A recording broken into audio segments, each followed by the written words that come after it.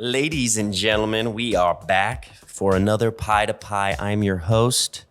I'm sitting here at Hot Tongue Pizza. Today, we're going mobile. Well, actually, we didn't go mobile. Thomas from Fire and Wood Catering came and sat down, and we had a great conversation here at Hot Tongue.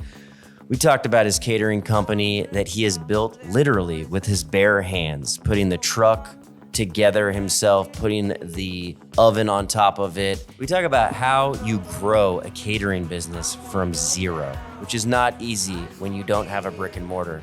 What's the secret sauce? Thomas shares. We talk about how Thomas creates special moments for his catering events unlike any other. We talk about garlic knot sliders. Are you kidding me? We talk about the growth of his brand and his humble beginnings, living in New York, living in Florida, going back to New York, winding up in downtown LA where he was working at a wood-fired pizzeria there. We talk about how resourceful you have to be as a mobile operation as we explore a story about forgetting cheese for a 200-person catering event in the middle of the desert. Joshua Tree. In this business, you got to think on your feet. And when you're mobile, you have to have all your ducks in a row. We talk about the process and failures you have to go through to make sure you make the changes that are going to affect your business in the right way. Talk about self-reflection and the importance of not having an ego, staying humble, and how awesome the community here is in LA. I don't know if it's that way everywhere, but it feels like there's a lot of people out here applauding one another and being really supportive. It's awesome to see. We talk about making the best damn pie you know how, and Thomas definitely knows how to craft his pizza.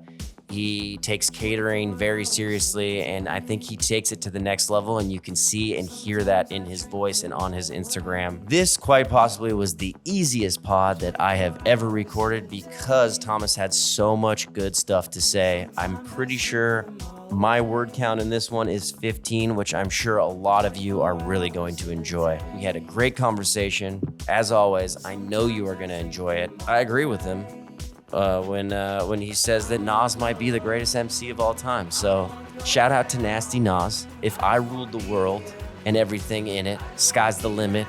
I know I can be what I want to be. If I work hard at it, I'll be where I want to be. Nasty Nas forever. We out. My Spotify is through the roof because that's it. I just sit there and listen to different shit. And, you know, being in the mobile business and the mobile food side of things, you spend a lot of time in the car. And it's like, well, what do you do with this time? Because there's some days we travel. Like I'll go anywhere. If you pay me, I'm going. So that puts us in Phoenix, Vegas, San Fran, San Diego, wherever. And I was like, well, what do I do with this 8 or 10 hours that we're going to spend in the car? And I can't just sit there and stare at the fucking windshield. Like, time's too valuable, and I'm learning the more we grow, the more I need my time. Yeah. I just need my fucking time. So, well, how do I optimize and how do I utilize that some more? Podcasts and Spotify. And it's not just music. Music is good to like decompress and chill, but at some point, I got to use that time for good. And I want to do different things with food and pizza and what we're doing. I love what we do. I love our food. I think our product is outstanding. Yeah. But it's got to evolve. It's got to change. I can't just make these round pizzas for the rest of my life. It's good, but I got to learn more. And the more pizza I really make in California, I've been in pizza for my whole life. But the more I make it here, the more I realize you could really just do anything with grains and flours and the stuff that we have at our fingertips in LA versus the limited shit that they give you in New York that they tell you is fresh. Like, dude, it's not fresh. It's been on truck for a week. Yeah. And the flours that you can get, well, New York pizza is New York pizza because of what you can get in New York for the longest time. General Mills own the East Coast. So then you come out here and you find stuff that you couldn't get there. The flour I use now, you just can't get in New York. You know, so stuff like that changes. What kind of flour are you using? I use Justo's bread flour. Again, it's what I was using when I started wood-fired pizza. So I started wood-fired pizza when I got to LA. I never touched a piece of wood until I got here. I did coal-fired, I did deck oven. I get my enjoyment out of cooking for other people. I cook for myself, dude, it's dog shit. The food is so bad. I could go like make a sandwich or I'll throw something in the oven or whatever. And I'll come back to it, I'm like, finally, like lunch. And I rarely like sit and eat like a real meal in the middle of the day because life's too hectic. It's always terrible. I can't cook for myself because that's when I realized that when I do get in the kitchen, I do throw down or I have all these different ingredients, it's because I want to not impress someone, but I want them to be wowed. I want them to be like, holy shit, dude, this is fucking good. When I cook for myself, I'm not gonna, I could tell myself, but I'm not gonna, because it's usually pretty bad. So the enjoyment came from cooking for other people. And then when I get home, like I said, you gotta cook, clean, go get it. It's this whole thing. And it's not like back in the day where eating out was frowned upon because it was so much more than making shepherd's pie or like soup. Like I look at the things that my parents made for us when we were broke. We lived in New York, it was cold, you didn't want to go out, you couldn't go out to eat, it was too much money. There was a time in New York where things were really expensive and people just weren't making a shit ton of money. And my mom can't cook anything. My mom can't fucking cook anything, but my dad would make soup or shepherd's pie or like, he would make a giant pot of marinara and freeze it. And we just eat fucking pasta and sauce for endless days, which is fine. We're Italian, it's cool. Because it was so much cheaper. But now if you go to the store, you buy the ingredients to make sauce, you buy the pasta, you buy any protein, chicken, veggies, whatever. Yeah. Put that all together, go home. Even if you freeze a little bit or have some for leftover, it was the same price if you went out. Who are we fucking kidding? Yeah. It's the same thing, you know? So that's a place where I don't know if we've been before. And I don't know if people realize we're there yet. So that, on the flip side, is good for us because I think eventually when people realize that the grocery stores are the same money, they're gonna order out more. They're gonna get more food. They're gonna go back to that convenience thing. I think, back to the COVID thing, I think people are gonna go back eventually 5 days. At this rate, it's gonna take forever. But eventually they'll be back. And when they're back, they're gonna be fucked because they're gonna be so used to this life that they've been living with all this time. And now they're back to their long commutes, sitting in traffic. We live in LA. They're gonna just be back to that life. Yeah. And at that point, maybe food will be the same price as it is right now, equivalently. And people are just gonna start ordering out and getting more food and coming to you more for lunch deliveries and dinner deliveries and coming for people to me more for those parties and stuff that they don't wanna cook for because what's the point? If you're gonna invite 30 or 50 people over to do it yourself, it's the same price to hire me. People look at my price, they're like, fuck, what's wrong with you? That's how much you charge for food? And then when you break it down, they're like, oh yeah, okay, that kind of makes sense. Yeah. You know? And I think that's gonna start to happen more. Well, you said off camera, if you could repeat kind of like what people's work days are like now and like the getting out of town and stuff and how maybe that's affected restaurants. I think, look, restaurant closures are even if you're not in the restaurant business, you know that name brand restaurants all over LA are closing. And there's a million reasons, you know, the cost of rent, the cost of this, the cost of that. I think this hybrid work schedule, and everyone has their own opinion on it, but I think this hybrid work schedule of not being in office 5 days has its trickle effect down to a lot of people. Mainly restaurants, mainly spots like Hot Tongue, spots like I used to run where we thrived on lunch, we thrived on the phone ring, we thrived on people walking in the door. COVID, well, it made DoorDash, Uber Eats, Grubhub fucking gods. Like, I know people in my own life, my sister will not call someone for food. She will go on that. I'm like, it's cold, and it's never gonna show up. She's like, I just don't want to talk to someone. What? Convenience. You fucking can't talk to a stranger for 13 seconds. Be like, hey, can I get a large cheese? What? Oh my God. All right, cool. And then I find myself doing it, but not nearly as much. And it's not because I'm afraid of human interaction. It's just because sometimes I can't get restaurants. They do farther, whatever. What do we all order DoorDash? Who are we kidding? But at the same time, we're thriving off that, right? And then with this hybrid work schedule, you know, you have people that are working from home on Mondays and Fridays, or only going into the office Tuesday, Wednesday, Thursday. So all these big companies or any company are doing is enabling them to elongate their weekend. They're giving them the idea of, well, if I'm gonna work from home on Friday, I'm gonna work from home on Monday, I can work anywhere. I don't have to go into the office, I don't have to put my fancy clothes on, I don't have to brush my teeth, I don't have to buy food, I don't have to do shit. I'm just gonna go pop up my fucking Zoom and hey, I'm here, you know, and they're at work. So because of that, they could work from anywhere. They could work from Big Bear, Arrowhead, Palm Springs. And by doing that, you're removing these people out of LA. You're removing them from big cities here, right? And taking them there, which is great for those small businesses. I know pizzerias that are in Arrowhead and Palm Springs that were on the verge of collapsing and going out of business, and now they're thriving because all of LA is traveling there because it's like vacation /work/break from their kids' / whatever the hell they want to call it. And they go out there and they do this shit and it's great and they're supporting those businesses. But to be selfish for a minute, well, what happens to us, right? We're in LA, paying higher tax. We're paying all this licensing shit, all these fees to do business here because we've agreed that the juice is worth the squeeze. We're going to be in LA. We're going to get all these people. We're going to have the crazy lunch. I'm going to do 20 or 30 events a month in LA. No problem. Life is good. Well, now you're taking those people out. We're still here waiting for the door to open, waiting for my email to pop off and be like, hey, here's an event. Here's an inquiry. Let's go. Because people are now traveling.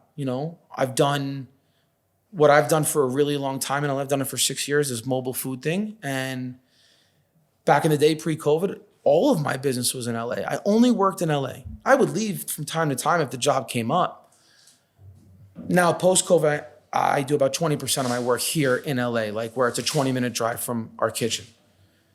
So that changed for a bunch of reasons. And I'd love to say it's because people discovered Google during COVID and learned how to Google like, what's in a 2-hour drive?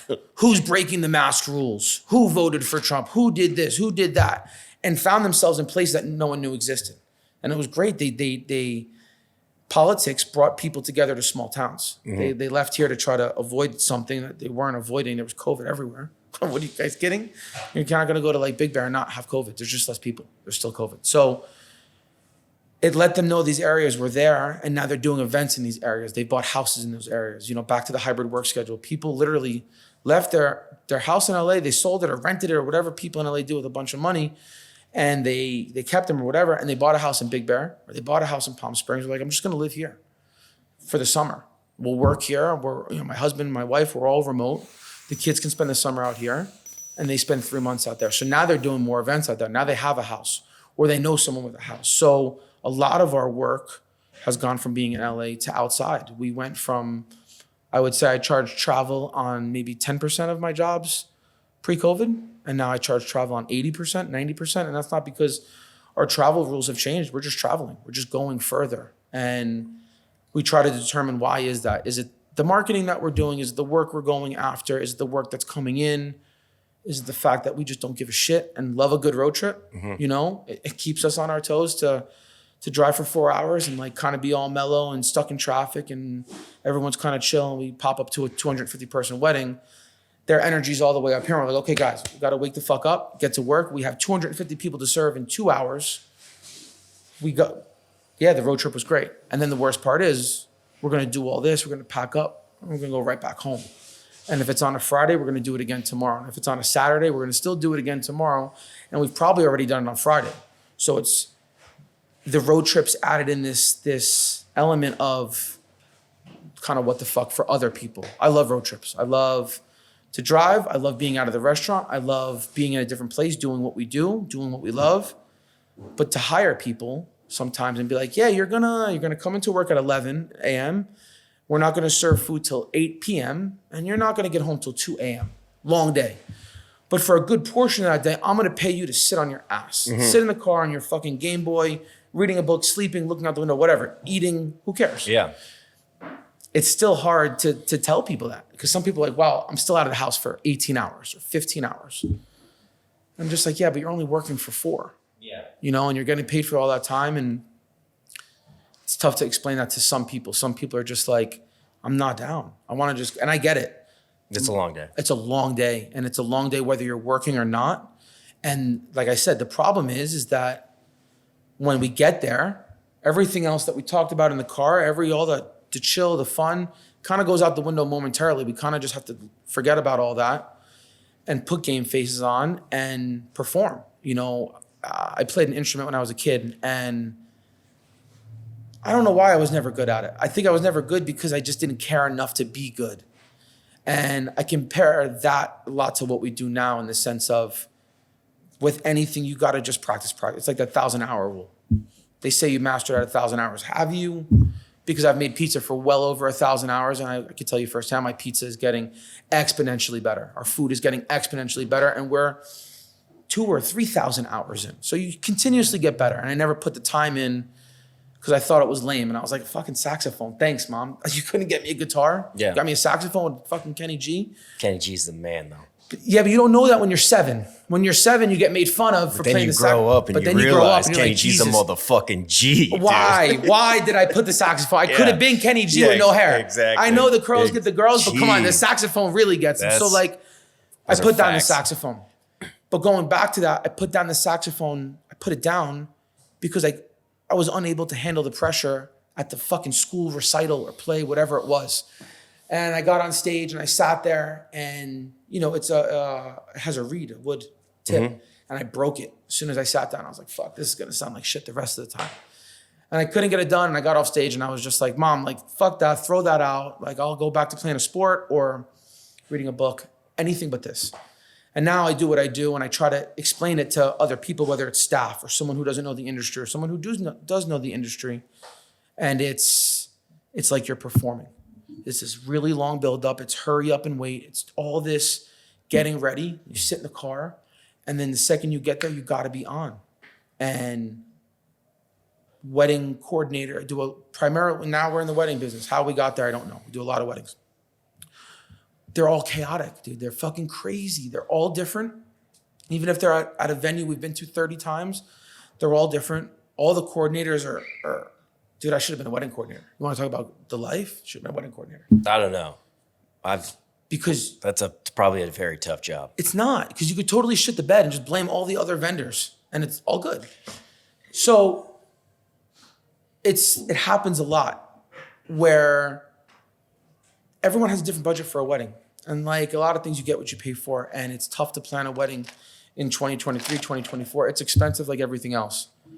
So I think we really did really well at weddings, and we're doing so many more weddings because we know it's going to be chaos when we get there. We know they're going to be taking pictures. They're going to be late, and the timeline that was emailed to me a week ago was already shit because the sunset's off or the weather changed or we had the tent up at the last minute or whatever the variable is that's going to put a wrench into the plan.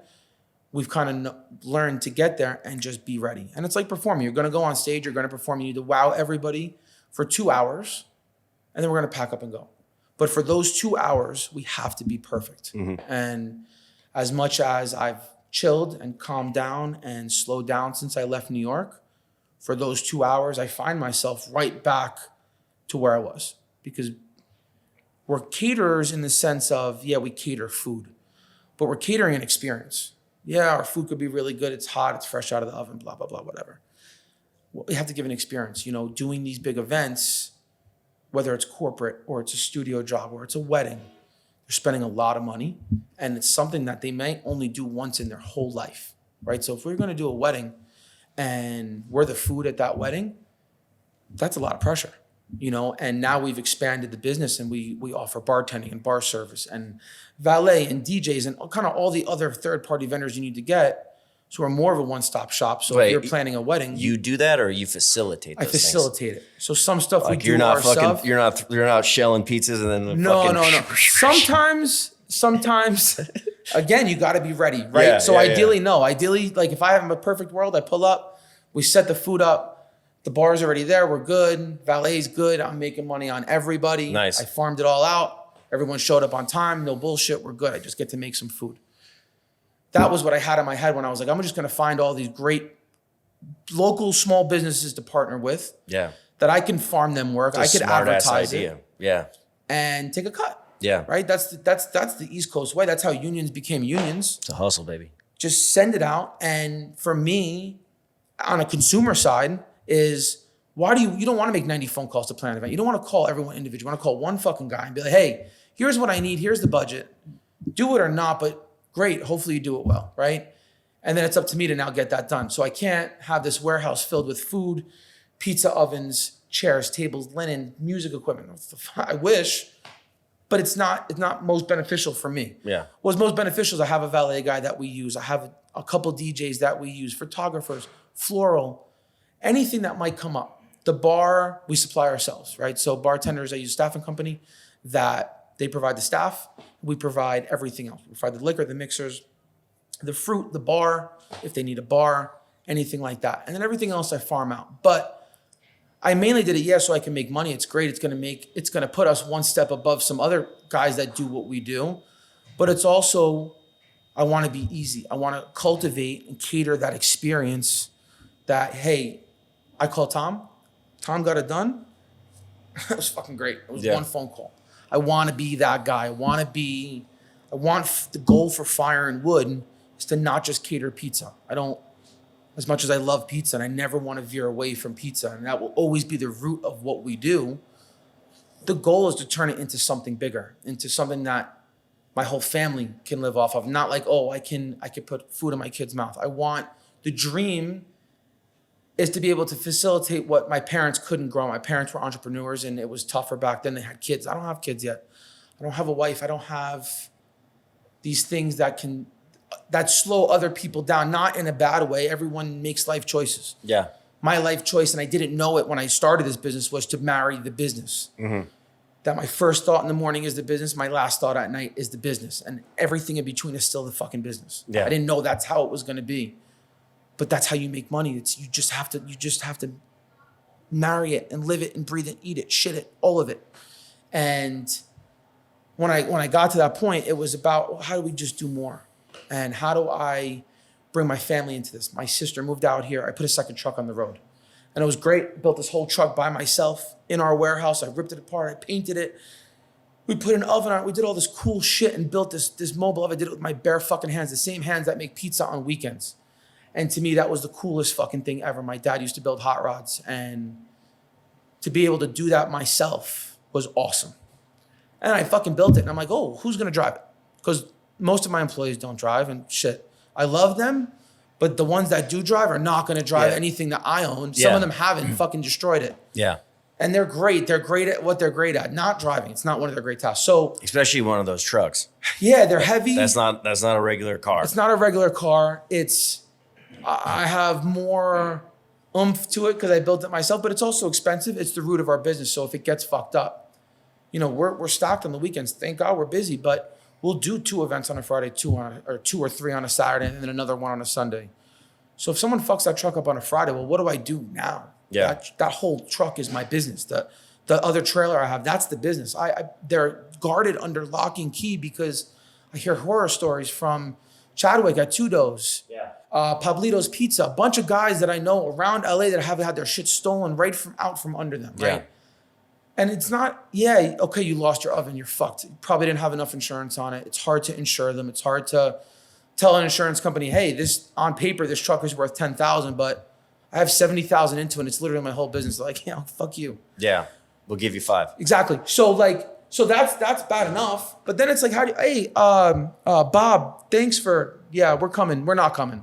We don't have an oven. Yeah. And we have a bunch of Gosneys and that relieves some of the pressure, but it's like, the oven is the oven. So I moved my sister out here and I was like, look, just kind of sick of Florida. Find a job out here. You could work for me and we could kind of do this. I need someone I can trust. She has no idea anything about food. She's a mini me, dude. She's like this tall and she packs a fucking punch and takes no bullshit from nobody and is the perfect person to drive the second truck. But it's family, and I want to be able to bring more family, and I want to have a kid. I want my kid to be involved. I want my wife to be involved. I want everyone to be involved because that was the goal. The goal was to not just for me to do this. Yeah, I'm the food, and I have no culinary training. I didn't go to ICE, and I didn't go to this fancy school. I kind of learned what I learned along the way, being a dishwasher and folding fucking pizza boxes and mopping the floor and always wanting to do more because that wasn't enough. And then the goal it keeps getting bigger and bigger, But at the root of it is the fucking pizza. And it's what brought me into it a million years ago and what keeps me in it. And now I find myself in LA doing it, involved in this community. This pizza's so different here. And it's different because we have this community, right? You do this podcast. It's crazy, right? You talk to guys, you have to be like, yeah, fuck you. I got to go light my oven. I got to go mix the dough. I did this and this. I have no time for a fucking podcast. Or guys like David Turkel that runs LOL Caesars and Steve Dolinsky that does Pizza Fest. All this stuff that brings us together. Yeah. When I lived in New York, and even when the person that I worked with here, when I got to LA, it was always the same motto. It was always, oh, you make pizza? Me too, fuck you. Your pizza's shit. You didn't taste it. You didn't even look at it. What? Yeah. And that's how it is in New York. When you work at a pizza place, everyone else is shit. It doesn't matter whether your pizza's good or not. Everyone else is shit. And when I got here, it was the same thing. You know, the guy that I was working with, that was what he instilled in all of us was everyone's competition. Everyone's trying to make pizza. We own pizza. That's not the case. So now to find myself involved in this community around other people that do what I do, and it's not fuck you. It's not your pizza shit. It's not any of that. And for a minute, it was like, these people being like LA fake? Like, they're just trying to do this to see what the fuck I'm doing? Because I don't really tell people what I do? And then it wasn't. And it was just guys like me that do this, that live this, that breathe this, that don't have a lot of time to socialize, that don't have a bunch of time to go to another restaurant, or go to a club, or go to a bar, whatever. I found out it was just a bunch of people like me that have the same interests, that are really here to support one another, you know? And it's not about anything else. And this takes support. This takes so much more than just determination. You know, I feel like no one could prepare you to own your own business. You could read a book. I went to college. I got a college degree. My mom was like, go to fucking college. Go to college. I went. And they taught me some shit. They did not prepare me to own a business. My dad has owned a business since before I could breathe. And he taught me a lot what to do, but more what not to do. He's very old-fashioned. He's with his hands. No internet, no marketing, no this. Just fucking do it, and it's going to sell, and it's going to make money. So you learn all these bits and pieces along the way, but when you're really doing it, when you wake up in the morning and no one is there to tell you, hey, this is what you got to do. And if you don't fucking do it today, no one else is gonna. No one's gonna tell you that. No one's gonna tell you that but you. And that was a really hard thing for me to be like, well, as we kind of scaled up and as we kind of grew into what we are now, no one was there to be like, well, here's your to-do list. Not that I needed that, but the structure was nice to have. You lose your structure, you lose it. You're just, some days you're gonna wake up and just be like, fuck, where do I start? Like, where is step one today? And some days are really good. All days are good. I love owning my business. All days are good. All day it's sunny. I get to do what I do under palm trees. Man, life is good. Some days aren't as good. And when they're not as good, it's like, okay, where do I begin? Like, what's the first fucking problem I tackled today? And some days it's so bad, it's like, well, when's the next ball gonna drop? Like, bad things come in three. So when's the rest coming? Yeah. And we had a really rough beginning of the year last year where shit just fucking hit the fan with the weather. The weather kind of started it. And it was terrible. It rained, it killed us. Yeah. You know, we're normally slow this time of year, but dude, fucking last year, like until late April, we were picking our nose, like wondering, like, is it gonna come back? Was the first year just really fucking good and that was a fluke and what's going on? And then I blew my truck up and then we had a problem with the oven cracking and it was like boom, boom, boom, boom, boom. And I was just like, I'm just gonna go work a fucking Chase and like divvy out cash and be a bank teller. And like, there's gotta be a better fucking way than doing this, than waking up and dealing with this kind of shit. And, you know, again, it's back to that support of people in the business here in LA that I talked to that I was just like, what the fuck? My parents, my fiance, other people in my life that were like, look, bad shit's gonna happen. And you hear people say this, but it's like, yeah, fuck you. You're not, it's easy to say, but it's harder to do it. And they're like, oh, well, you know, you only define yourself with how good, you know, how well you deal with the bullshit, how well you deal with the problems. But when you own your own business, there's no one there to be like, you're not handling this the right way. You know, you're letting your emotions or you're letting the bullshit clutter your thoughts.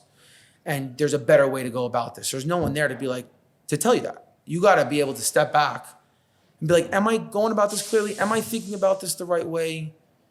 Because if not, then as much as things are spiraling, they're just going to spiral more because then you're just making bad decisions. Then you're just putting small Band-Aids on big cuts. And it's this whole fucking thing. And it's good to, I lost the original point, but it's good to have the support. Well, struggle's the name of the game. Struggle's it. And it's like, yeah, the struggle defines you. And the struggle doesn't define you for any other fucking reason that if you make it through the really hard struggle, then you made it. It's never gonna not be a struggle. It's never, I know guys in New York, I know guys here that have done this through time, through generations, through families. Pizza stands the test of time, right? Like we all know pizza will be around forever. It's generational. You go back to New York and you see an 80-year-old grandpa still stretching dough. You're like, dude, you can't even fucking stand. But you're still here every day. Don't tell me that's not a struggle. Yeah. Don't tell me 60 years ago when he was 20, young and strong doing this shit. He still wasn't struggling. He was just struggling in other ways. But it's the love and the passion that you have for this that keeps you coming in the door every morning. You know, when I hire someone, it's not, I used to look for a lot more. And hiring has changed over the years and throughout COVID, and how you build a team and how you build a staff, what motivates people has really changed. But one thing I try to tell everyone on the word go, it doesn't matter your experience. It doesn't matter how good you can make pizza, because I'm going to tell you to make it differently. I'm going to tell you to make it the Fire and Wood way. I'm going to tell you to make it our way. Not because it's right, just how I want things done. It's what works for us. I'm going to change the way you wear your clothes. We wear all black. We wear specific shit. It has to say Fire and Wood, whatever. It's going to be all that. You have to love to cook. You have to love pizza. You have to love the process. You have to love when you make a batch of dough, something you've done a million times, and you make it and you look at it and you're like, what the fuck did I do? It's a mess. That's garbage. Throw it out. Whether it's too much water, not enough salt, whatever you did to fucking jack it up, you got to throw it out. That's part of the love for it. When you burn a pizza and you rip a hole in a pizza, or even when you deal with the really bad shit, when shit goes really wrong and you have a $10,000 problem that's got to get solved that day because business needs to go on, you know? Or when you deal with a client that is just so impossible to make happy, you know? All of those things is part of that struggle. And struggle kind of changes and keeps me coming back. It's the adrenaline of the struggle that keeps me coming back. What's tomorrow going to bring? Today was smooth. What's tomorrow going to be? You know,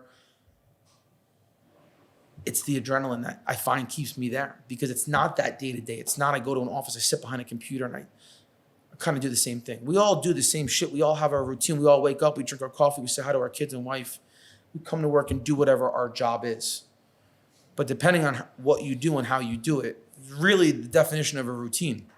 I wake up around the same time every day. I go to sleep around the same time every day. That's like kind of the length of my routine. Everything that happens in between, what the fuck? Yeah. Some days is great. Some days is the same. And some days is not. You know, you don't know what's going to happen next. And that's definitely what drives the business, what drives me, what keeps us just to push. You have to push yourself. You got to push your staff. You have to push your family.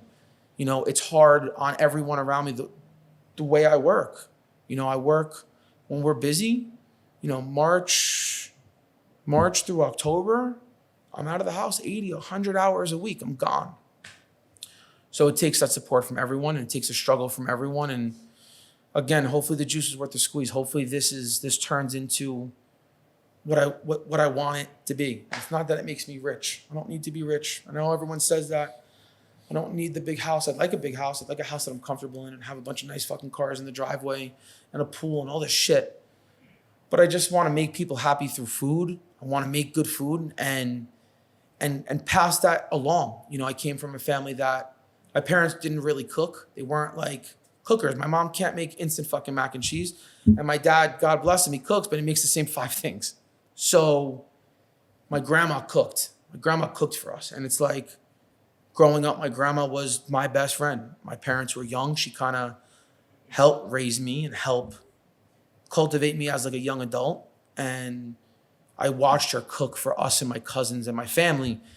And that was the only thing that brought us together. We're like a big, angry New York Italian family. We fight, we argue, everything's a fucking problem. But the food is always what brought us back.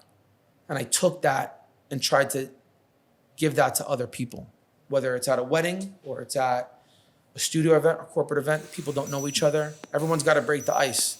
There's no better way to break the ice than over a garlic knot slider, because you've never seen it. Like, what the fuck is this? Hey, it's good, right? Yeah. And before you know it, you're talking to the guy next to you. And maybe you made a friend. Maybe you found someone at that wedding that you didn't know, or whatever the case is.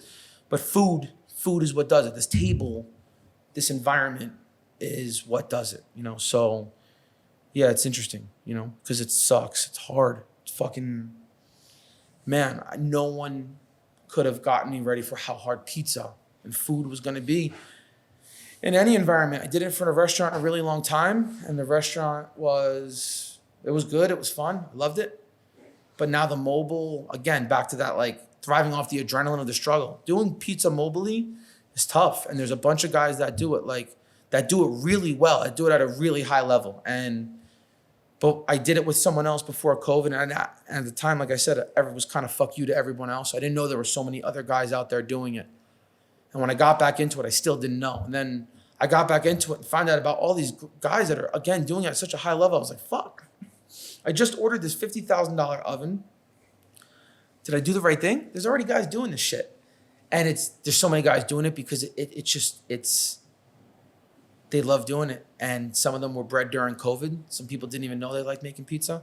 You know, the guys I find that do it at the highest level, Nick from Lucky Nick's, Tommy at Lasorted, these are guys that were not making pizza pre-COVID. I think that like fuck you attitude, like my pizza's the best, it's because I think the birth of a lot of those businesses were kind of so pure and like out of this thing that was terrible. Like, and then I just think that like there's no insecurity either. It says a lot about somebody who can give you advice or be like, oh man, your pizza's great, or like, how did you do this? Or and then on the flip side, asking somebody for help is also, you're vulnerable, and it's like it breeds that community because everyone's cool as fuck. Yeah, it's a good point. And then you know somebody's okay with themselves, their business, their food, when one, they're able to help out and they're able to ask for help, and you know what I mean? Like there is no insecurity. The guy that's like, fuck you, my pizza's the best, something else is going on there. Absolutely. And that's a good point. And it's because we all, I was doing this before COVID. It doesn't make me any better. We all came from COVID, right? There's really not many of us that were doing this at the level we're doing it now before COVID. And a lot of that I would not have known, you know, outside of Instagram. Mm-hmm. The best thing I ever fucking did was delete my personal Instagram, because now I just live on the Fire and Wood Instagram, and it's a great way to talk to other guys and talk to other people and just see what other people are doing. Yeah. Not to copy them, but it's a small world, the pizza world, you know, and I didn't realize how small it was till I started going to Pizza Expo. I started meeting some people there in Vegas, and Instagram, and then the community here, and trying other people's pizza. I used to go try other people's pizza just simply to be like, it's fucking. But you even go into those experiences kind of yourself wanting it to suck ass, because it makes you feel better unintentionally and not knowing that you're doing it. Yeah, and then because you've already made a judgment before you've gotten there, and I think that like breaking down those walls, meeting those people, having conversations, and being like, you know what, we are all doing the same thing, but we're all doing it in our own way. I was gonna say, and finding out that there's other ways to do this. Yeah, most pizzas are round or square, right? Yeah. But there's a million ways to do it. Yeah. And then you talk to other people that are doing it, and you're like, wow, our pizzas look similar, taste a lot different, they look similar, but we're doing it so differently, you know, in such a different process that, and it's also like, you know, as you get older and as things change and as you progress as a human and as you work on yourself. I've done so much work on myself after coming out here. Now I'm gonna sound totally fucking LA. Jesus Christ. I had to find myself. I left New York. You know what though? Self-introspection and like looking into yourself and like without getting super LA, this should just be like super meta world, you know? 100%. But like a lot of people don't take the time to look inside and be like, where are my faults? How can I do better? Where's my anxiety coming from? Like, why do I feel this way? And a lot of people, it's easy to get in a job and do all these things and go through the motions and start drinking on the weekend. Routine's and then go back into the thing, and you never actually think about, why do I feel this way? Why am I this way? Why am I reacting this way? It's hard to take a step back. Yeah, exactly. You know, and do some self-reflection. Yeah. And I'd say it was one of the hardest things to do. If not maybe the hardest, right? And the step before that is the awareness of the need to do that. You know, when I decided it was time to leave New York, it wasn't my decision. I came into work one day and my boss was like, hey, I'm like, where the fuck are 300 employees? Nobody was there. I'm like, where the fuck is everybody? He's like, oh, we sold the company. Fuck, it's Wednesday. I closed last night at 10 o'clock. When did you fucking sell to Grubhub? They called you at midnight? They're a New York company. Come on, guys. So no job, right? Ironically enough, the next week, while I was going fucking crazy, my best childhood friend in New York, similar thing. He was a property manager. They sold the building. No job. He's like, dude, let's move to LA. And I was like, no. Because, you know, New York is like Stockholm syndrome. It's like they fucking beat you until you're okay with it. And when you leave, you're a quitter. And I had friends, my boys, they're like, you're leaving? My best friend, who's going to fucking watch us and laugh, does all of my marketing. When the day I left, he's like, you'll be back. Yeah. He's like, you're coming back. I'm like, fuck you. I might leave LA, but I'm not coming back here. Yeah. And so to leave that was step one. And then step two was, okay, well, now how do I work on myself? How do I just become a better person? That was through the first job. I got to my first job in LA and I thought I was like calm, cool, collective. I lost my New York accent. I slowed down. People were going to really embrace me and like me. Dude, they fucking hated me. They did not embrace me. I had my first employment lawsuit in the first week of being in LA, like at my first job, because I had a big mouth. And I was like, okay, so. Wait, you sued somebody? No, someone sued like my Okay. boss, like Okay. the company I was working for, Okay. because I was a dick. Okay. I came Fuck. in. Damn. Yeah, That's so that was like a that's lot hell to of a explain. First week. Yeah. like that was a lot to be like, hey, you could trust me to run this place? Yeah. I'm really not a dick. I'm a little bit of a dick. Yeah. Not that much. The fuck? How do Yeah. you tell your new boss that, right? So I went home that week and I was just like, look, it's not about where you are. This is a testament of it, because you just drove 3,000 miles. You took all your shit, you got an apartment, you moved here, and you're still the same fucking dickhead that you were 3,000 miles ago. Yeah. So now what? Now you're here paying more money. You got really no job. I just took that job. You have no money. I was broke. So what do you do? And I did what other LA people do. I went to Runyon and you Google shit, dude. I didn't know anything about it. I was like, where do you go in LA to clear your mind? I said, take a hike. Dude, and my parents used to tell me to take a hike when I was a kid to get the fuck out of there. So I was like, I'm gonna go take a hike. Yes. Now I don't hike. But then I was going on hikes to like meet you chicks run and find myself. Yeah. If I could do the same Great, together. great idea. Exactly. So I got to the top, and the top of Runyon is dope. Yeah. Even when you live here, Beautiful. it's still dope. Like you can see the ocean, you see downtown. And 6 years later, I still go there to find peace, right? And I went there and I was like, well, you know, what do I do to just be a better human, you know? And my mom's a shrink, and she's been trying to fucking shrink me since I was a kid. And I'm just like, Mom, no. But I had to think about some shit that she told me, you know, as a kid, and turn in on myself and turn in on this attitude was really just coming from insecurities, a bunch of them, right? Some deep rooted, some not, but some of them were like, I'm not good enough to own my own business. I'm not good enough to make food because I have no culinary training. Can I do this in a new place? The things that worked in New York were not going to work here. I knew that. That hustle that I had, yeah, it's what works now, but it's a different version of it. And I knew that wasn't going to work, and that was scary. And I knew that if I became a better person and was just a better human to other people, the good that I put out there, the good would come back. Mm-hmm. And I'm one of those people that, like, I've been told by a bunch of people, just bad shit happens to me. Like, I don't know why. And like, oh, if it wasn't bad luck, you'd have no luck at all. Blah, blah, blah. Yeah, bad shit happens. And then you get in your head about the whole karma thing. And is it karma? Is it the bad that you put out there? Is that what's coming back? Yeah. So I started just put good out there and only do good shit and really make an effort to do good shit daily, right? Whether it was hold a door open for someone, or say thank you when you normally wouldn't, or push your chair in, or something really big, you know, give someone money that might not have, or give them food, whatever. So I would try to do these things, and as I would do these things, slowly, I realized my life was getting better. And not because I was making more money or because any other reason than the people that were around me were better. My food was better. I was making the best food I had ever made at that moment. I'm like, okay, maybe if I keep doing this, things will keep getting better, keep getting better. That was 6 years ago. Fast forward to now, still try to keep that emphasis, and I try to make it bigger. I do it with my employees. I try to put good out there through my staff. And, you know, back to the original point of we're caterers, we're not just hospitality. It's if, you know, I have a girl that works for me, Cammie, who's very in tune with how people are feeling, the vibe of the room. She's great to have because she could see, like, when people are off. And I'm like, yo, go out of your way, you know? Make sure the bride has the food, or make sure the client has food, or make sure you've done something to go out of your way than just someone that's gonna show up and just make some food as like an employee. Yeah. You know? And I try to tell everyone, like, this is, yeah, I own it. My name's on it, and, you know, I tell people I own it. But the success, the growth, that's us. Yeah. We are Fire and Wood. Yeah. And I'm really, really, really lucky to have the staff that I have.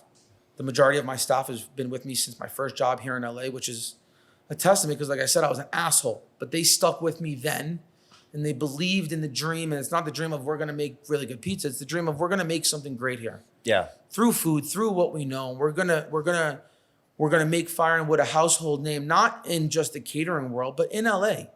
And not it's so that we're the biggest name and that people don't know the other guys. That's not the goal. That was the goal. When I first started this, like I had to remind myself to reflect back on that moment at Runyon and be like, because when you first started and you have no money, then you get really hungry. Yeah. And the definition and the difference between, good hungry and bad hungry is really a fine line. And when I first started, there was really bad animosity towards my ex-partner and a couple other pizza guys in LA. And then I had no money and I had this oven in front of me with not a lot of work and I was still trying to get my feet wet, still trying to get events. And then I just really like reverted back to my old ways. Yeah. And then I was like, okay, wait a minute, chill, relax. And I relaxed and that's when good started to happen again. The work started to flow in. Some staff that I was looking for through COVID, I found again. And everyone kind of started to come back. The key pieces I needed to get this together were back. And I had no money. And I had to get these people back after COVID, not really having any cash. I had a little bit, but I couldn't offer them like a full-time job. I was like, hey, this week's busy, this week's not shit. So good luck. Yeah.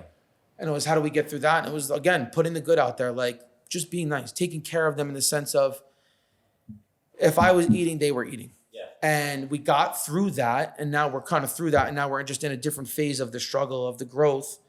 And we just do it with new people we hire and other people we bring in. It's that we just want to look out for each other. And it trickles all the way up from guys like you that really, and David, again, that really look out for pizza guys in LA and bring us together and give us a reason to listen to each other. Like there's guys that have been on this podcast that until I opened this business and listened to that podcast, really opened my eyes to them because I thought they were fucking assholes.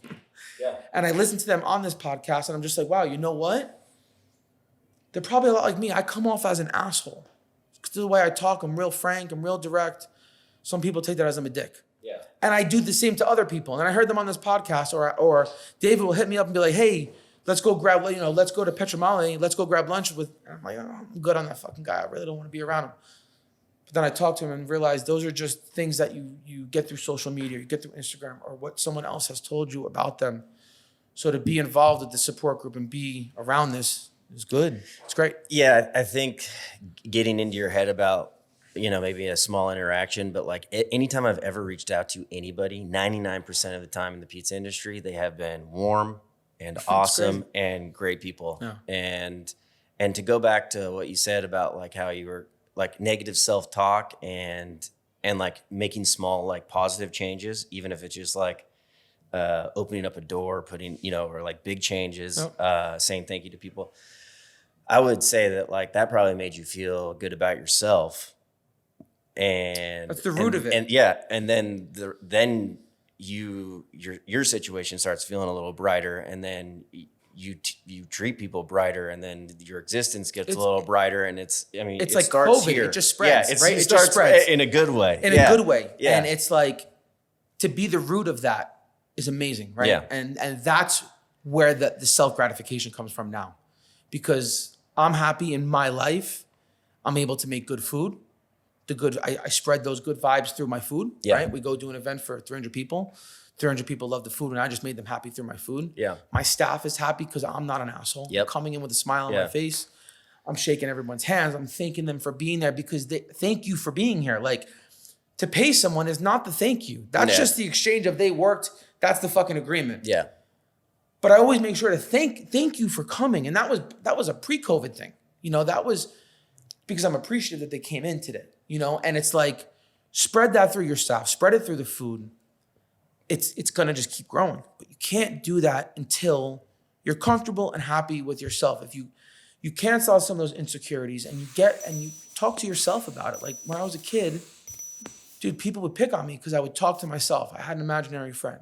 And when you're a kid, that's like, fuck is right. All right, kid, you're a little fucking weird.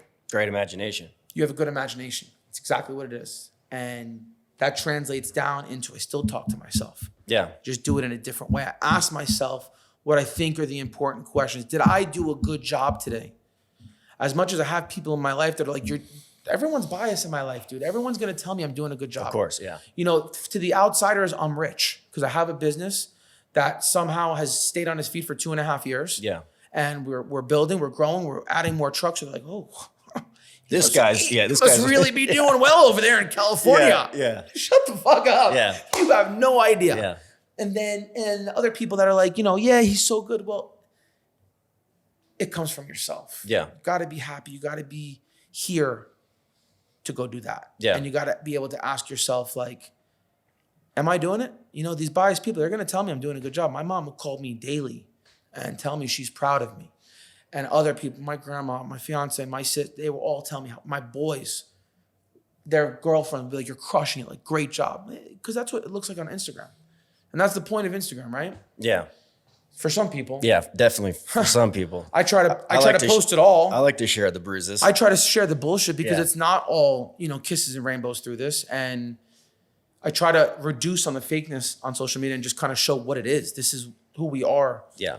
And because everyone's biased, because people are just looking at you through a lens on Instagram, there's no one else. Even your wife is not going to be like, you did a good job today? Did you do the right thing? Because you're not going to tell her every situation. You're not going to tell her every piece of bullshit that went on in the day because it's just too much. Yeah. You know, or if you have a partner, it's the same thing. You know, a business partner, it's the same thing. No one knows every detail like you. So it's up to you to ask yourself the questions that no one else is going to ask yourself or ask you. Mm. And those could be work-related, personal-related, what the fuck ever, you know? And I find myself making it more successful work-wise in my personal life. I'm able to have a long relationship with people where back in the day I couldn't. You know, I had my boys, I had my friends, and that was it. Yeah. Every girlfriend I had never lasted more than like 9 months because we'd fucking just want to sick of each other. Yeah. New York is brutal. There are chicks in New York are brutal.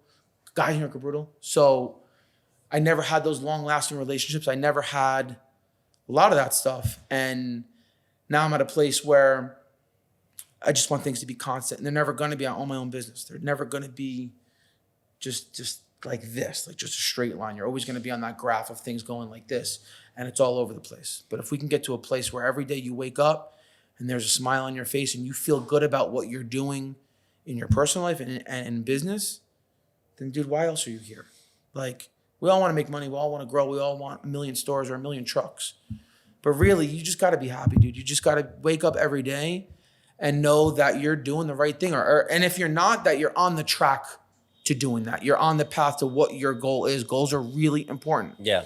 You know, I've always been goal driven. I think that's what makes me partially makes me successful now, is that I'm able to do like business owner shit, like forecast income and forecast what I might make, and all that shit is good, but it's about goals. I know what I want to make.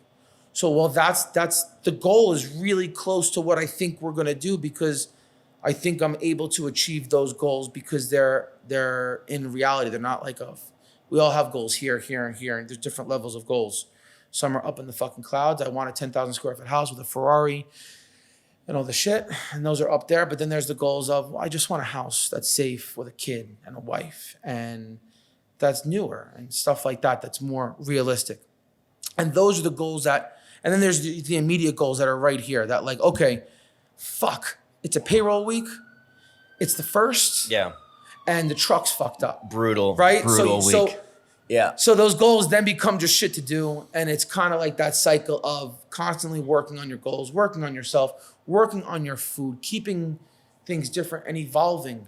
Like, just always be willing to change, always be willing to be vulnerable, ask questions, talk to other people. Call, do this shit together. Like, you're not going to put me out of business. I'm not going to put you out of business. And that goes for everyone else. Yeah. No one's here to put each other out of business. We're all just here to coexist. Well, we're all here to just stay in business. Stay in business. And that's not really put it. anyone out of business. Yeah, it's just stay here and coexist and have our pocket or have our hole and have our group of people that are our riders that are going to come to us no matter what. And that group of people that are going to come to us-ish. And then blend that and do it together. Do it happily, do it together, and just go about it in a much different way. Yeah. You know?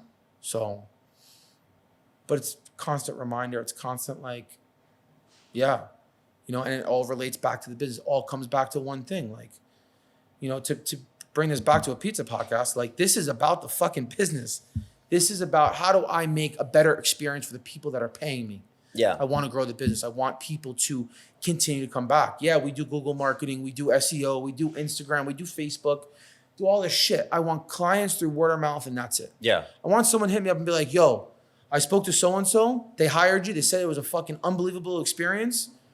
Can you put some pricing together for me? That's how I want to earn new business, because that's earning it. Yeah. Me paying Google to drive someone who looked up wood-fired pizza to drive them to my website, yeah, I earned it because I paid for it. But earning new business through referrals, that's how you're earning it, right? And you're going to earn it through a bunch of all the shit we just talked about, and being honest and not and selling a product that you know you're going to provide. Don't oversell. Don't bullshit people. Like, bullshit's not going to get you anywhere. Yeah. If you know this is what you're providing, whether it's what they want or not, you hope it's what they want, because if it's what they want, they're going to book you. If it's not what they want, they're going to go down the road and find someone else. But you know that I used to try to do it to, like, because I thought it would work, is to tailor the business to what the client wanted. And then I realized, like, some of these clients don't know shit. And even the ones that do know a lot and have done this before, they don't know who we are. How do you build a brand? How do you define your own brand if you're constantly changing what you do based on the client? Then you're not Fire and Wood, you're nobody. You're just a fucking jerk off that is trying to make pizza and make everybody happy. Well, you're talking about confidence and then like valuing your vision and your brand. And sometimes that can be tough. And I imagine it can be tough when you're a mobile operation and you're dealing with weddings and you're dealing with corporate parties, because you kind of, your concept kind of has to fit into those certain 100%. things. But I imagine you could argue that, like, you don't need to change your concept or your attitude or anything for anybody, because you know the game, you've done the weddings, you've done the parties, and you can be molded. There's some things that have to change. Really? You know? Yeah, you have to change your attitude. Like, one thing that I will say is I will change the way I sell based on the client. Okay. You know, there's some people that are coming to me that are like me and you, real laid back. We're the same age. We're kind of have the same interests, whatever. And you could pick that up on someone, you know, instantly. And I could talk to them like this very regularly. Or you have that very high-end client, you know, when we're dealing with a house planner for a celebrity. And every time you deal with a celebrity, like, it's real secretive. I'm going to serve them food. Just tell me who it is. Like, let's not play this fucking game of like, oh, well, I have a mystery client and they want some pizza and they want you to come late tomorrow night. No, we don't have to do all this. We can just say who it is. So I have to tailor myself to them and gear the conversation to what I know they want to hear, in the sense of not changing my food, not changing the product, but changing, like, the approach. Yeah, like, what bullshit they want me to spew out. And it's not like I'm not lying about anything, but I know that they don't care about our setup. They don't care what time we're going to get there. They're going to care about what we're going to serve. Or are we going to sign the NDAs? Are we not going to pull our phones out while we're there? Are they going to care about those things? Yeah.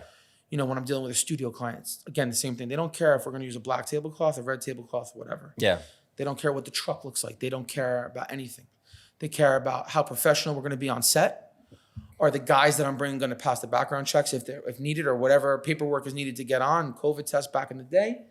And are we going to conduct ourselves in a manner that's going to represent the studio in a way they want to be represented, right? So I have to change that. The product doesn't change anymore. I will tell you that being mobile adds in this element of constantly questioning, do I change my brand and do I change how I'm doing things? Because you don't have that awareness, that brand awareness that brick and mortars do. And being in California, being in a place where mobile food is really on a pedestal, like, we really respect mobile food in California. 100%. You know, in New York, now it's different. Now everyone fucking makes pizza from a truck. But back in the day, you told people you made pizza from a truck, they'd be like, oh, bafangul, get the fuck out of here. Because it's just unheard of. Anything from a truck is a roach coach. It has animals on it, and you're not going to eat off it. So even though we put mobile on a really high pedestal here in California, it's still really hard to get that awareness, to get our product. I'm not getting our product out to the public.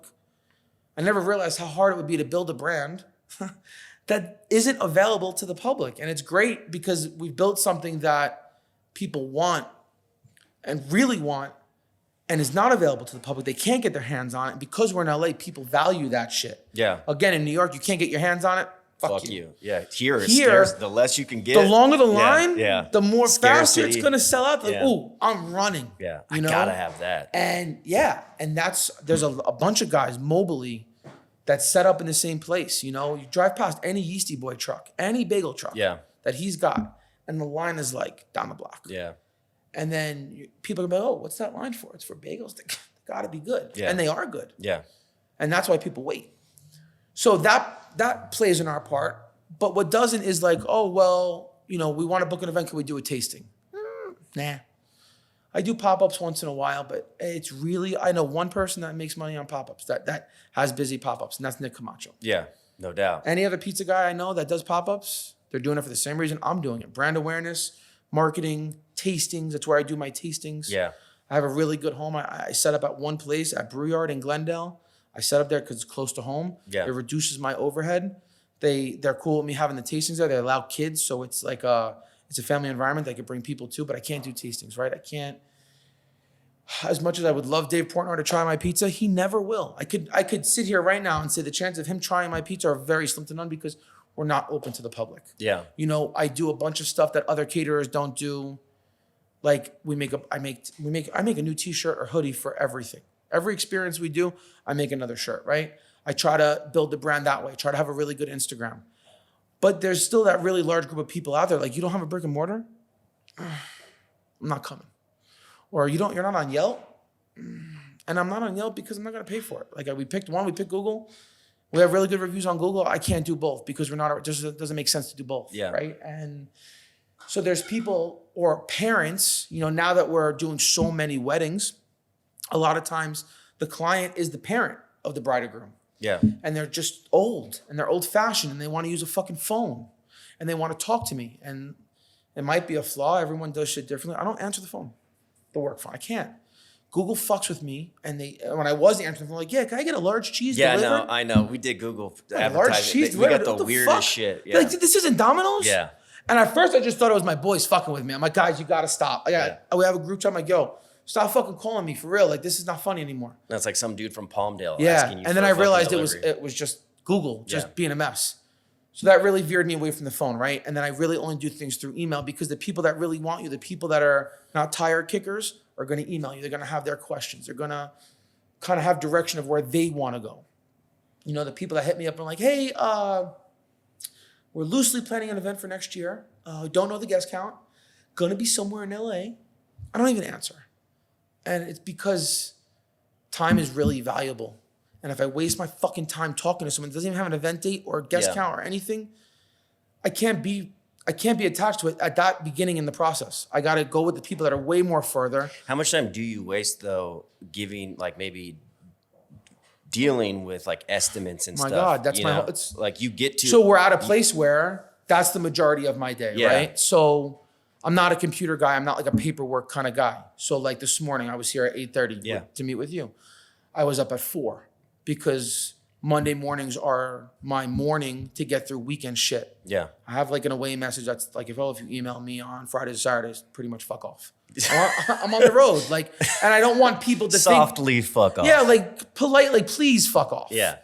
And it's because I don't want people to think I'm ignoring them or I don't take my business seriously. I just can't. I can't, I'm very hands-on with the business. We have 2 trucks. Well, 3 now with the Gosneys, if I count the Gosney shit.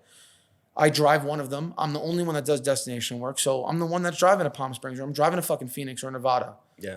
How am I going to email you proposals or like be in tune to your quote and your event if I'm driving or if I'm on the phone? I can't. So Monday mornings are the morning, right? And so I got up at 4. I did emails from 4 a.m. till about 7. And then I started the rest of my day, right? And I'm fortunate, I'm grateful that we're busy. Those emails, I could probably look, there's probably 20, 30 sitting in there now that have responded already. And it used to be 2 hours a day. And then it was 3 hours a day. And then it was, okay, asshole, you don't want to answer your fucking phone? And this is how the only way you're going to bring in business, you better live on that fucking laptop. Yeah. Now the computer is with me everywhere. It's outside in the car.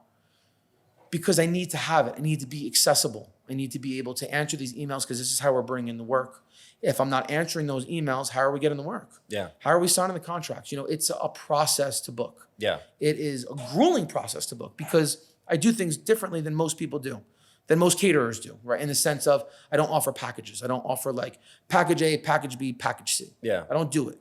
Mainly because for us and for the client, I want every event to be different. I want every event to not be the same as the last one we did. I don't want my staff, I don't want my guys to get bored. Yeah. We all get bored pretty easily. I don't want to get bored. I want to stay on the edge of my seat through this ride. I want my guys to be on the edge of their seat.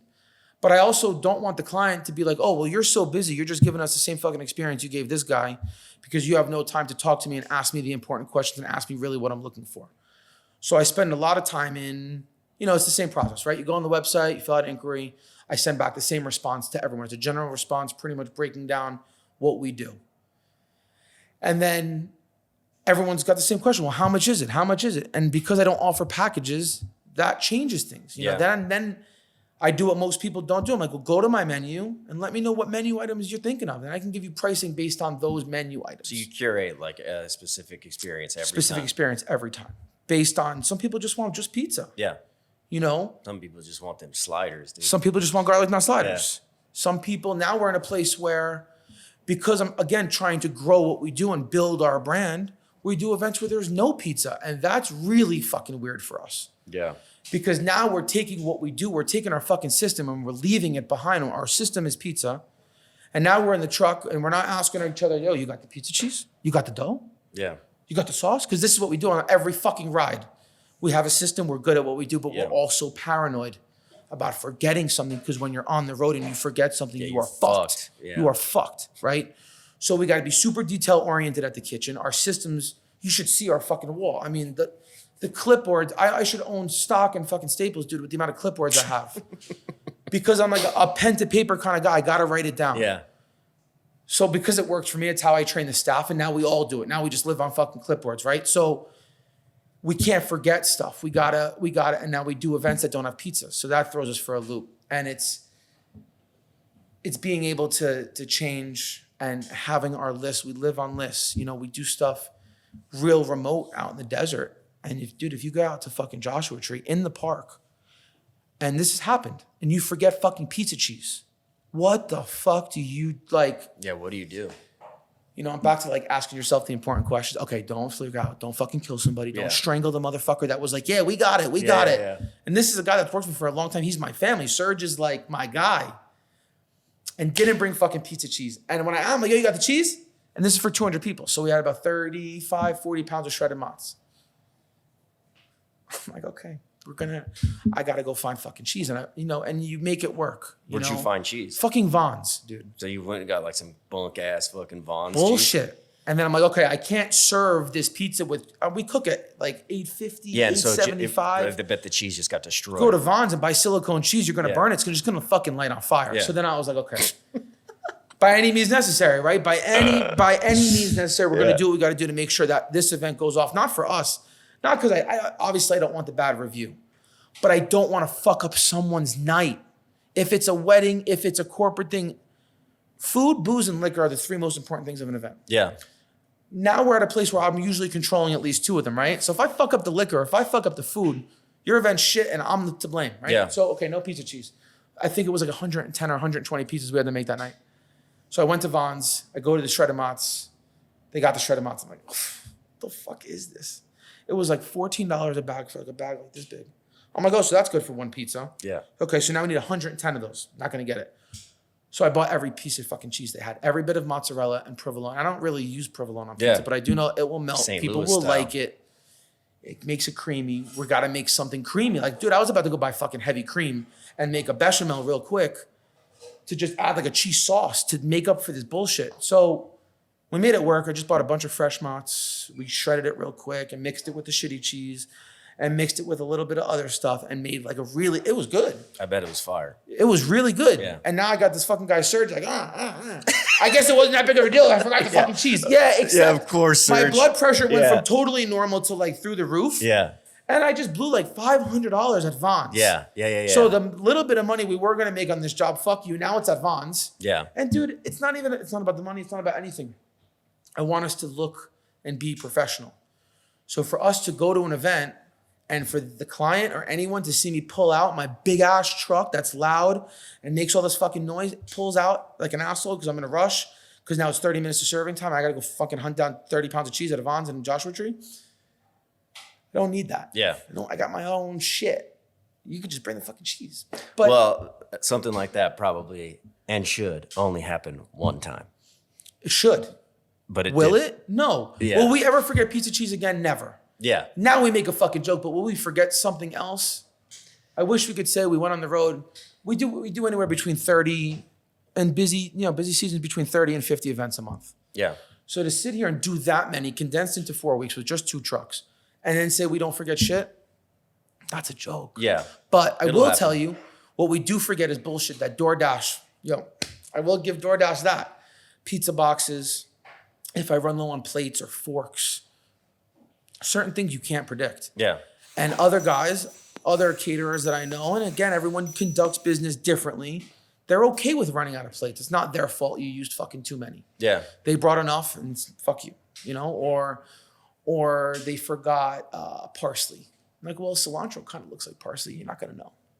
Cilantro tastes a lot different than parsley, though. I worked for someone who was like, we forgot parsley, and was like, oh, just put cilantro on it. That they're a psychopath. And I was like, right on, brother. I hope they have no sense of smell, no sense of taste, and are fucking blind. Yeah, people. That's all you got, right? Some people So, hate cilantro. I'd rather just not put it on. Yeah. And I find that it's gonna sound bad, but clients are picking their fucking menu like 10 months or a year before their event. Yeah. If I forget the fucking parsley garnish, they're never gonna know. Dude. 100%. They're never gonna be like, You're right. you motherfucker, where's my the parsley? fucking parsley? Yeah, like they're not gonna do that. But I will, because DoorDash exists, I will make an effort to just get the fucking parsley. It makes the pizza better. That's why I put it on the menu. Yeah. I didn't put it there as a fucking garnish because Yeah, it's it's pretty. what they asked for, too. And it's what they want. Yeah. And that is the goal by any means necessary, to give the client what they paid for. Fuck what they want. Want is here, because I don't necessarily care all the time. Yeah. But what they signed on that contract and what they paid for, I'm gonna fucking provide every fucking time. 'Cause that's how we live. That's how we eat. Yeah. We're as good as our last job. Yeah. And that's what I try to tell everyone. And with that being said, if the last job's fucked, because some jobs are just gonna be fucked.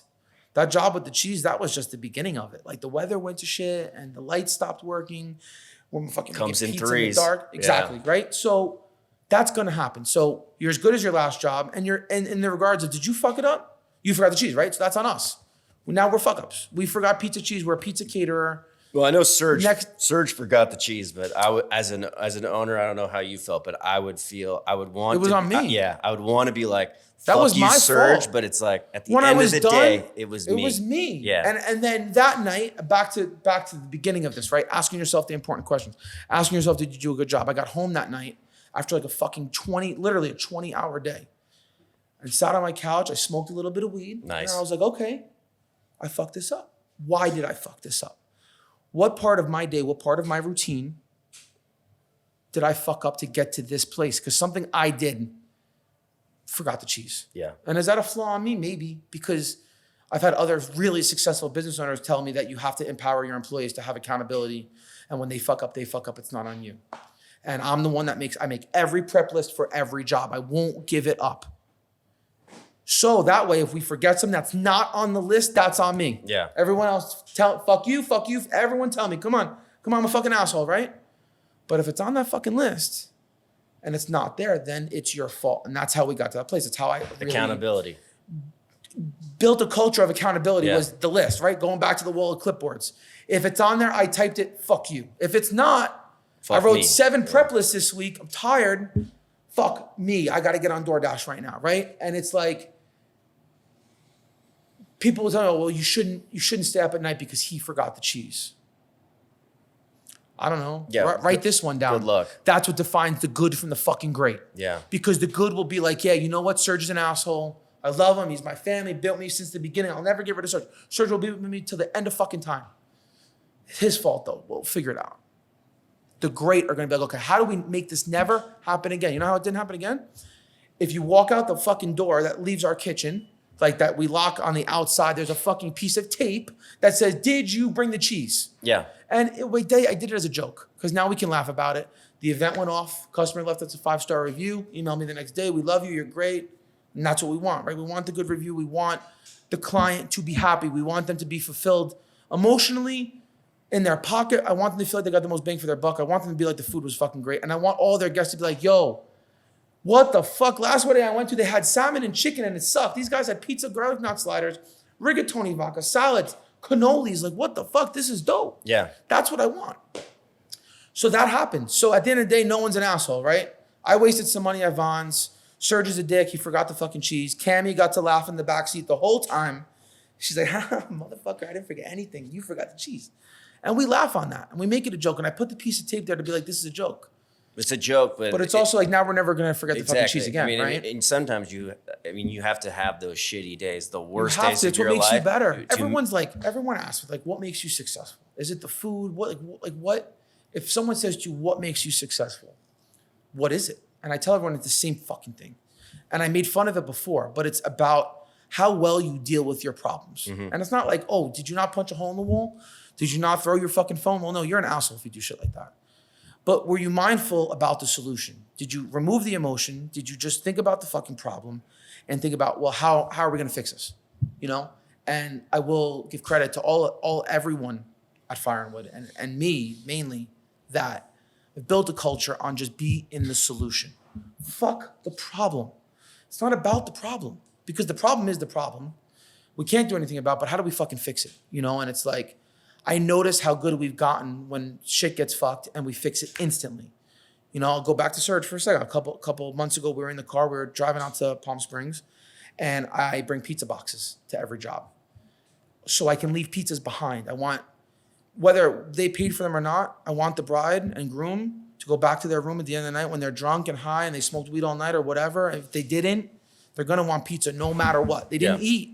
The client never eats. The host never eats. Yeah. So I bring pizza boxes. Dude, those fucking pizza boxes are the demise of my life. I always forget them. I just never bring them. I don't know why. And we were driving, I'm like, fuck, I forgot fucking pizza boxes, motherfucker. And I didn't even know didn't even know he was listening. I was talking to myself. And all of a sudden he's like, dude, there's a smart and find out the next exit. Jump off the highway real quick. We'll grab boxes. We'll get right back on the highway.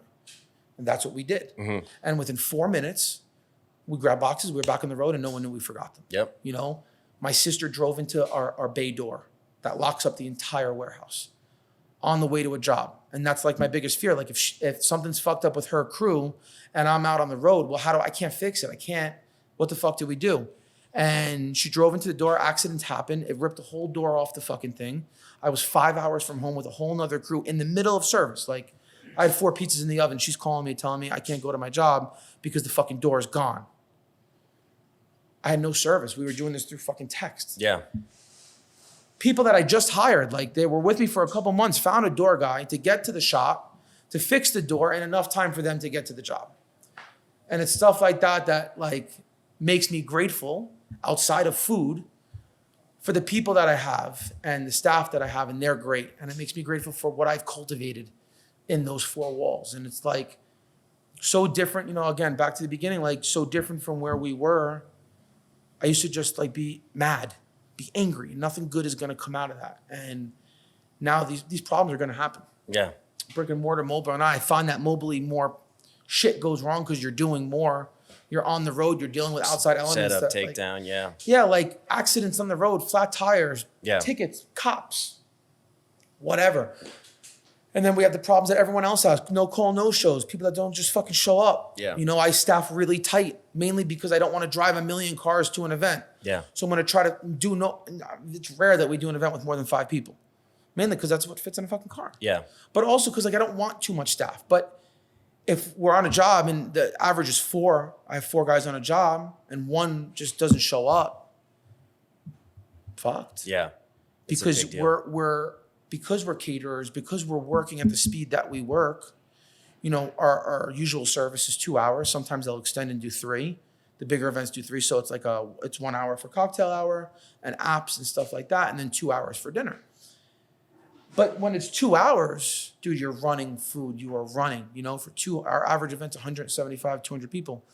So you're going to run. And I sell food, not because I want to make money. Again, I want people to be happy. I know what's good. Yeah. This is food I've eaten since I was a kid. I look like this because the food's so good. And I want people to have that experience. So we're not like just selling pizzas and salads. We do garlic knot sliders or arancini or wings that we make in the oven. Everything is scratch made. I'm not buying shit. I'm buying all raw ingredients. You know, So it's a lot to get through. So we got to get through it smoothly. We got to just get through it. You know, when we have 125 pizzas to make in 60 fucking minutes. Yeah. To cook and serve, and then you got your guy who might seem irrelevant, the guy that fucking cuts pizzas. He's not. Because guess who's cutting pizzas now? Me. So now I'm cooking at 875, 900 degrees. I got 3 or 4 pizzas in the oven, and I'm walking off the oven to go cut a pizza. That's barbaric. Yeah. That's fucking insane that you have a fire that big, and you're like, oh, hold on. Yeah, I'll be right back. Yeah, you're good, right? And the fire is like, no, I'm going to burn every fucking pizza in here. Yeah. And because we're so stringent on our consistency, even though we don't have repeat clients, we have a few, but not really. Like you're serving the people that aren't going to come back. Not like, you know, they're going to walk through your door again. We wanted to be consistent. I want every picture. I want every video. I want our Instagram content to look the same. But I also wanted to taste the same. I know that's our best version. So I want it to be that good. So it's frustrating when someone doesn't come in or when you're short-staffed because you want your product to be the same every time. You want it to be good. And because the way we do things, one little fuck up will just really trickle up. And again, I have great staff and we'll all jump in where we need. And when we have a staff of 4, like... It's just going to add a lot more stress. Yeah, it's real broken up with 4 guys, right? Like you have 1 stretching, 1 topping, 1 on the oven, 1 cutting is primarily how we get through service. Yeah. That's for buffet. We do like seated dinner where we have servers and we bring everything to the table.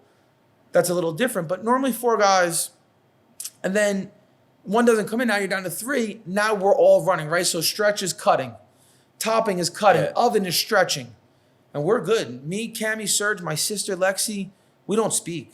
Like, we'll get to a job, and if it's crunch time, like, no one fucking says a word to each other. That's when you know it's banging. And people will watch, and that's when we really impress people. Yeah. And that's when people are like, wow. You know when the food's really good? No, there's no words. No one's talking. Yep. But like when the work is really good, it's the same thing. When everyone's in the flow, like you could be joking around, everyone could be fucking... The minute there's 16 tickets on that board, everyone shuts the fuck up. And that's when you know everyone's on. And everyone's humming. Yeah. And for me as a business owner, for who I am as a human, that is my peak satisfaction. And I know that's fucked up because it's normally when we're running late or when the timeline went to shit of the event and we're kind of off and we're kind of rushing to get things done. That's when we're at our best. Yeah. When we're not talking and we're just fucking moving, and I check in on every part of the process to make sure it's still being done right, even though we're rushing. Yeah. That's when we're on. Yeah. When we have 7 or 9 events in one weekend, and I'm like, and on Tuesday, I'm like, okay, how the fuck are we doing this week with our fucking shit kitchen and our double door fucking refrigerators? Like we're operating out of a garage still. You know, how do we get past that? And it's just getting through it. Yeah. And cranking and being efficient with our time. And as a business owner, I got to do 9 events a week. I got to be that busy. I have to be able to scale this into what it needs to be. Yeah. 2 trucks is not enough. 3 trucks is not enough. Let me get 3 questions in. You've been an incredible guest, and you've made my job very easy today. Hope so. Good. Unbelievable. Is there a number of trucks that you do want? 4 or 5. Okay. I think 5 is a good number to be in a place where I want to be able to tackle it all. I want the small work, the big work, everything in between. And I want to be able to just be accessible. You know, we mentioned accessibility before. I'll know when to stop when trucks are sitting. You know, right now I have people hitting me up for a Saturday and I'm like, no, I can't. Like we're booked. We're booked Saturdays 6 months, 8 months out now. I want to get to a place where we're not. And someone hits me up a month before. I'm like, yeah, we got a truck. We're good to go. Yeah. You know, so 4 or 5, maybe. Okay. 10, I don't know. I like that. I mean, if it's sitting, then you have enough. But then too many, you know. So a very important question: when you started off, you're starting off as a mobile operation. No one knows who the fuck you are, and you're talking about doing like 6, 7 events now in a weekend. How did you get your name out there? I know, like, is it like you're on Zola? Yeah. Like, is the not a thing? Like, you know, how the fuck did you get in? Because word of mouth doesn't happen like overnight. Dude, like, part of me, I don't know, right? I don't know why one day, and I do know, I like to say that I don't know. I do know. I've done this a bunch of times before for other people. Yeah. This was the first time I was doing it for me. So everything that I've done in the past, I just fucking did better this time. Yeah. And it was a couple things, right? I never knew we'd end up in the wedding industry. When I started this, I'm like, I'm never fucking doing a wedding. Yeah. My old job I had pre-COVID, we did weddings. I hated them. And it was just because we were doing them the wrong way. We weren't executing the way we should have. That's why I hated them. I love weddings now. I love being part of someone's, maybe their most important day of their fucking life. and I'm there. I Yeah. get to witness it. I take And pictures everyone with them. remembers the food. Everybody. I make pizzas with them. I try to cultivate like a thing with them to be part. I want to be part of the experience, right? So I never knew we'd get there. That happened after. It was mainly it was our online presence. I made so when I started this, I only went to people. I only went to friends, right? So my one best friend built my website. He built an unbelievable website. It looked great. Who was girlfriend at the time, who's my fiance now, who's great at Photoshop. She's a creative director for a fashion company and is a wizard with Photoshop. Wonderful. So like I'll say that the garlic knot slider, the first picture we ever posted was not my garlic knot slider. It was someone I knew in New York. We fucking Photoshopped it and just made it look good because I never made it. And I knew that without Instagram and without a fucking picture of it, I was never going to sell it because people are visual. People want to see it, right? And it's going to sound so bad. You got to cut the shit out. Fake it till you make it, right? And it's like, I didn't fake it. I knew what I was doing in the sense of I knew the food was good, but I was faking our presence. I was faking that we were a new company. If people asked, I was letting them know the oven was brand new, dude. You'd have to be blind to know my oven wasn't brand new. You'd have to be blind to look at us and know we weren't brand new. We had brand new shirts. We had brand new trucks. Things were new. But if you didn't ask and you didn't pay attention, we looked like we were an established 10-year-old company. Yeah. And I did that by design. I did a really good website. We were posting some stuff on Instagram. And then once I got my first 1 or 2 events and we started operating under Fire and Wood, I'm like, okay, this is going to work. Every time we go out, let's take pictures. Let's take videos. Every time, even if they're not good. Yeah. The reason my old company failed, the guy that I worked for, was because he had no online presence. And COVID amped that up. Yeah. You're nothing without being online. If your Instagram is shit. And I don't mean like it's shit, like you're not posting what people want to see. You just don't utilize it. Instagram is a tool if you use it as a tool. Yeah. And if you use it and give people a place to go look, then they'll go look. So it was a good website. We put a really strong emphasis on Instagram, but with all of that aside, it was one thing and one thing only. By any means necessary, we're gonna make this a good event. There's been events where I have to give people a refund, or I have to not necessarily give money back, but go kiss a little bit of ass. Mm-hmm. And it's because I don't want to leave, no pun intended, I don't want to leave a bad taste in someone's mouth. Yeah. And my personality and my deep drive to make good food shows through the experience. It shows through when you hit me up. Yeah. And that's what's gotten us to where we are. It's that we care about what we do. We love what we do. We're so passionate about what we do. I'm able to give people that through an email. I don't talk to people. I don't see people. We're not face to face. They don't come in. So the original jump off of getting me not cooking in my fucking apartment anymore was just creating really good events. And I got one good customer, one good client that referred me to 5 other people. Things started to pick up from there. He's in the entertainment industry. He makes music videos, and we just clicked. He's from New York. I'm from New York. We built a relationship on that. And then he ate the food and was like, yo, what the fuck? This is it. Yeah. And he told those 5 people. Those 5 people told 5 more. 2.5 years later, we're here, still building on the same stepping stones of just providing an excellent experience, having really good food. And if by chance something fucks up or if something happens, fix it. You know, everyone looks at problems as a problem. Sometimes problems are good because it's your opportunity to fix it and show someone how good you really are outside of the norm. We're late sometimes. That day with the door, they were an hour late. That's the only time we've ever been late for service. Yeah. After that was all said and done, they were a little unhappy, and I get it, but it was, I couldn't, there's nothing I could fucking do. It's gonna happen. I went and made them dinner at their house one night, like on a Wednesday, and just to make them like, I wanted them to know that I cared. Yeah. And I knew for them, it wasn't about the money. It wasn't like, yo, I'll give you back $3,000. Here, you can have it. Yeah. It was, I just wanted to know that I gave a fuck. Yeah. And this is throughout my life, like personally, business-wise, I know how to show people I give a fuck through food. Every girlfriend I've ever had, if I fuck up, I cook. My parents, if I fuck up, I cook.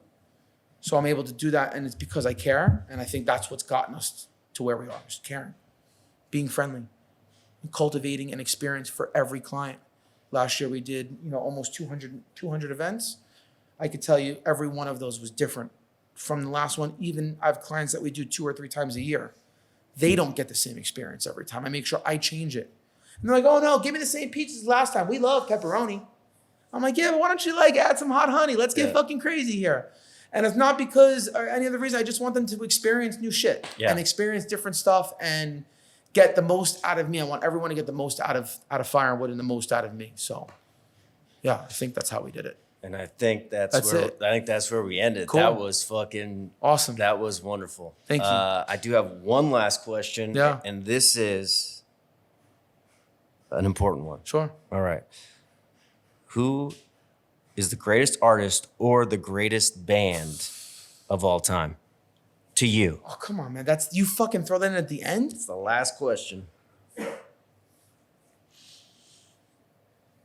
I don't know what this is going to do for views, but I can tell you it's no one's favorite artist. Like, I think that for me, the best artist is Nas. Nas? Nasty Nas? Yeah. Come on, dude. That's a great one. Okay, so I respect you for that. But some people are going to be like, who the fuck is Nas? I think Nas, music, I listen to. He's one of the greatest MCs of all time. Of all time, right? I think him and Action Bronson, the two of them. Love those guys. They just so happen to both be from Queens, but it's their attitude.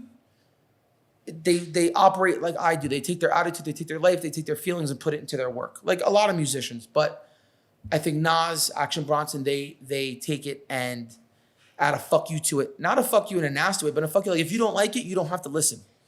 And it's the same way. If you don't like my fucking pizza, dude, don't fucking eat it. Yeah. It's not for everyone. Yeah. And that's how music is too. And some people are like, oh, we're, now again, I don't know what it's gonna do for views, but Taylor Swift, like, she makes music that people like to listen to. Yeah. As a whole, top 50 music that's on the radio. Nas, I don't know, he's had a couple top 50 songs. Not a lot. Lauryn Hill, sure, got into top 50, but a lot of Nas's great songs, Action Bronson's great songs, are not played on the radio. They're not. But Illmatic might be one of the greatest songs ever made. Yeah. It's, the greatest. Yeah. So, but if you look at some of his other songs that people, unless you're a fan, you've not heard of, that really hit home, that really speak to me. And I think it's a personality thing. I think we're a lot alike in the sense of like we let our personality, our drive kind of speak into the work. Yeah, definitely Nas. Love that. Yeah. Thanks for putting it at the end. Dude, I love that. Where do we go to get in touch with you? My website, fireandwood.com or fireandwoodcatering.com. Instagram, Fire and Wood Catering. Everything Fire and Wood Catering. Just Google Fire and Wood Catering. If Jose is doing his job, we're going to come up. And email, text is the best way to do it. Answer all text messages, all emails. All inquiries get answered until they don't, until we're going to go nowhere. But all inquiries get answered, all party sizes, every kind of event, every location. We appeal to the masses with really good food, but we'll go anywhere. I'll go anywhere. If you're going to cover travel, we don't make money on travel. I'm not like, I don't have a markup on travel. I like road trips. You're going to pay me, we're going to go. And anything you want, we'll cook, So if it's not on the menu, I'll cook it. If I can cook it in a wood-fired oven, I'm going to cook it. Because the wood-fired oven, cooking at high temps is fun, So if you want it, we'll cook it. We're going to make it really fucking good. Put our heart and soul into it, so it's going to be good no matter what. And it's fresh, so it's going to be good. Might not be great, but it'll be good. It's going to be great. Yeah, it's always great because it's dinner and a show. As much as many guys that do this, that go with these traveling ovens and bring the whole fucking thing with them, a lot of people haven't seen it.